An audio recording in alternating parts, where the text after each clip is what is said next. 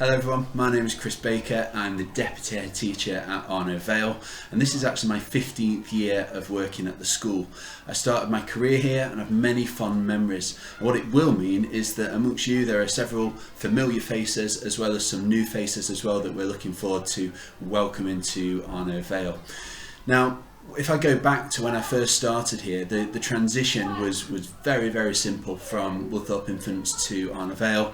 It consisted of one morning where the children would come over, they'd meet their new teacher, and that would be it. The next time we'd see them would be in September. And what we've done over the last 14-15 years is we've worked really hard to improve that transition, and in recent years that's got to a really high standard where the children are coming over for lots of different activities. We've got our members of staff going over to the infant school. They'll come over and sample playtimes, they'll come over and sample lunchtimes, and they'll do lots and lots of different activities with their new teacher, so that when they do join us in September, they're not that anxiety has been removed. They know where their classroom is, they know who their teacher is, they know what class they're in, they know where the toilets are. It just removes a lot of those anxieties that the children might have over the summer break, and our aim is for them to come here in September and be happy and enjoy and want to come to Arno Vale. So obviously, over the past year, that's been a little bit tricky with our current intake because of the COVID situation, but we're hoping that will return to some normality in 2021, and we're really hoping that our transition package will benefit your child, your children, and put your mind at rest as well, so that when they do arrive in September, they're ready to start at Arno Vale. Now, Andrew mentioned the lunches, and this is something Andrew's going to touch on. Our current year threes, we've got a very high uptake of lunches, and that's because it's a very good standard. The lunch quality is fantastic. The children really enjoy the meals. It's balanced, it's varied, and because we run the catering system in-house, it means that the ingredients are all locally produced and locally sourced. And our cook, Mrs. Tate, has lots of sort of flexibility over the menu choices. So I spend some of my lunch times in the hall supervising the children, and as I say, the feedback is absolutely fantastic.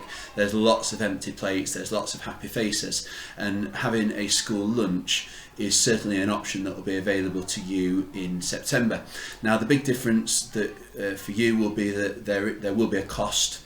Obviously, the lunches are provided free at the infant school in Key Stage 1, but in Key Stage 2 there will be a cost to the lunch. More information will come out to you in the spring and the summer about that, but it's certainly something that I can recommend, especially Mrs. Tate's butterscotch tart, which, if there is ever any going spare, it will come my way because it is fantastic, to the point where we often have parents asking Mrs. Tate for the recipe. So school dinners I can highly recommend.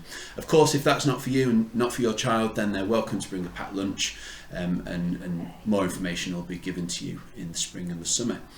Now, one of the other things we do here is we take the children on 2 residentials. Now, they haven't run this year for obvious reasons, but we're hoping they'll be back up and running when your child joins us. And in year 4, we currently take the children to Duke's Barn. Now, Duke's Barn is on the Chatsworth estate near Matlock. The year group will go for 2 nights. They'll do some fantastic activities, and I tend to go to Duke's Barn most years. It's a trip that I set up or helped to set up, and it's one that the children remember forever. I mentioned that this is my 15th year of teaching. I still occasionally bump into ex-pupils, and that they will talk about the residentials, they'll talk about Duke's Barn, they'll talk about their memories of going away for 2 nights with their friends. Now, I know as a parent that's a little bit daunting, but they have an amazing time. And they're very well looked after, and it's a real key part of the year 4 and year 6 curriculum. So, as I said, Duke's Barn, some of the activities that they do there, we go caving in Matlock Bath, for example. They do abseiling off a really tall bridge. They do adventure walks, and often the time of year that we go, it's it's cold, we wrap up warm, we've sometimes had snow, so we've done sledging. It's a really fantastic experience and one I highly recommend.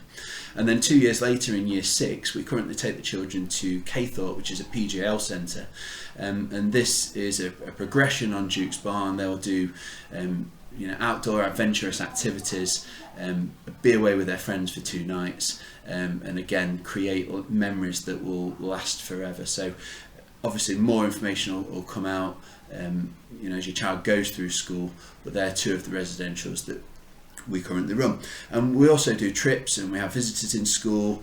The trips will link to the current themes that the children are learning about. So in year 5, the children learn about World War II currently, and so they have a trip to the Holocaust Centre to learn to enrich what they've been doing in their theme work.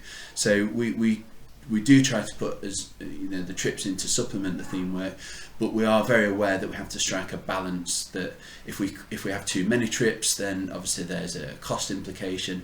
If we don't have enough trips, then we're probably not doing as much as what we could. So we look to strike a fine balance there with educational visits and visitors. Now, one of the things that we really do pride ourselves on at Arnavale is our commitment to school sport. Now, that's not just competitive sport, that's the importance of physical activity for emotional well-being and physical health. So we do have lots of sports teams that generally run. All the children will have access to 2 hours of PE in their curriculum time, and we have opportunities for children that maybe aren't the most sporty but want to try something new. And in the past we've used bocce and indoor curling and archery and lots of different activities that can get children hooked on and find something that they enjoy and find something that they're good at. Sport is competitive, and so there is an element of that we do promote. We do have some very successful football and athletics teams that the children really try their hardest to get into in year 5 and 6.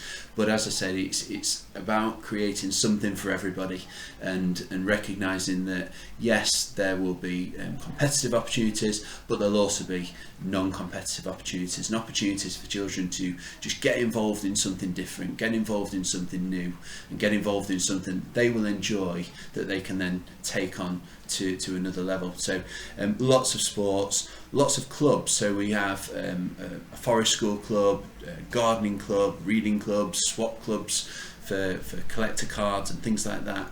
We have a Spanish club. Mr. Rossington mentioned that we have Mrs. Pete in school that delivers Spanish lessons, while she also runs Spanish clubs. We have French clubs that are provided as well.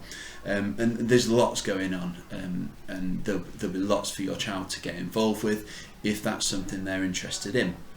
Now, we do also have our own wraparound care, so this is breakfast club and after school club. So breakfast club currently opens at 7:30, and the children will go into class at 8:55, and then the after school club starts straight after school and currently runs until 5:30. Now, they do get a light breakfast or a light snack. There's lots and lots of games and activities, and it's a really good service that's well taken up. We call it Club Vale.